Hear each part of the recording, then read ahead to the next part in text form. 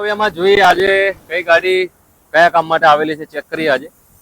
પણ એની પહેલા મેં તમને જેમ લાસ્ટ વિડીયોમાં પણ બતાવેલું હતું કે અમુક ગાડીની અંદર 6 મહિને કે 8 મહિને થાય એટલે એની અંદર ઇન્ટિરિયર ક્લિનિંગ તમારે કરાવવું જોઈએ.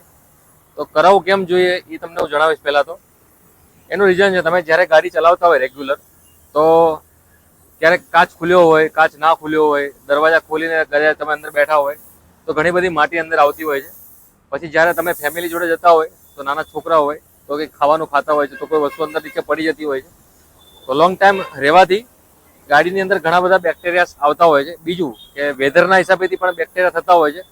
ધારો કે ચોમાસાની સિઝન હોય તો ચોમાસાની સિઝનમાં તમે ગાડી લઈને જતા હોય તો ત્યારે પણ મોઇશ્ચરના હિસાબેથી, ભેજવાળું વાતાવરણના હિસાબેથી અંદર મોઇશ્ચર થઈ જતું હોય છે ગાડીની અંદર. તો એના હિસાબે પણ અંદરની જે હવા છે એ ખરાબ થતી હોય છે અને આપણે શ્વાસ લેવામાં પણ તકલીફ થતી હોય છે ક્યારેક ક્યારેક, કેમ કે એની સ્મેલ બહુ ખરાબ આવતી હોય છે.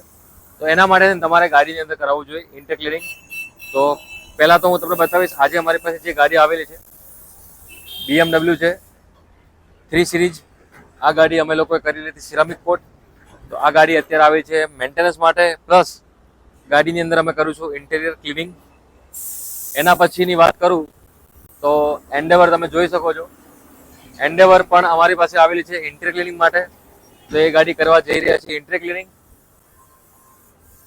અને એના પછીની વાત કરીએ તો ટાઇગુન ગાડી, જેમાં રેપિંગનું કામ કમ્પ્લીટ થઈ ગયું છે. રેપિંગ કમ્પ્લીટ થયા પછી એની અંદર અમે લોકો હેડલાઇટની અંદર પ્રોજેક્ટર ઇન્સ્ટોલ કરવા જઈ રહ્યા છીએ. તો એ ચેક કરીએ છીએ એની અંદર, પછી પ્રોજેક્ટર ઇન્સ્ટોલ કરીએ છીએ.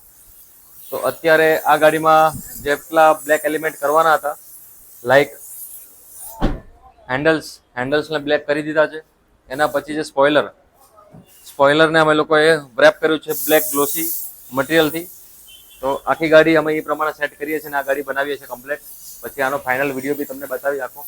તો હવે એના પછી જે ગાડી અમારી પાસે કામ માટે આવે છે એનું તમને વિડીયો બતાવીશ અને કામ બતાવીશ. પ્લસ હવે પાછા આજે જઈશું ગેરેજ ઉપર. તો ત્યાં અમારી પાસે શું શું કામ છે, WRV કેટલે પહોંચી છે, WRVનું કન્ટિન્યુ કામ ચાલુ છે. એના અંદરના જે પાર્ટ્સ હતા એને કાર્બન ફાઈબર માટે પેન્ટ માટે આપ્યા છે, પ્લસ બાકીના અમુક પાર્ટ છે એને પિયાનો ફિનિશ માટે આપ્યા છે. એનું લેધરના ડોર પેડ મઢવાના છે તો એનું બી કામ ચાલુ છે. એના સિવાય સીટ્સ કવર બી આવી ગયા છે અમારી પાસે, તો એ કામ ચાલુ રહેશે એમાં.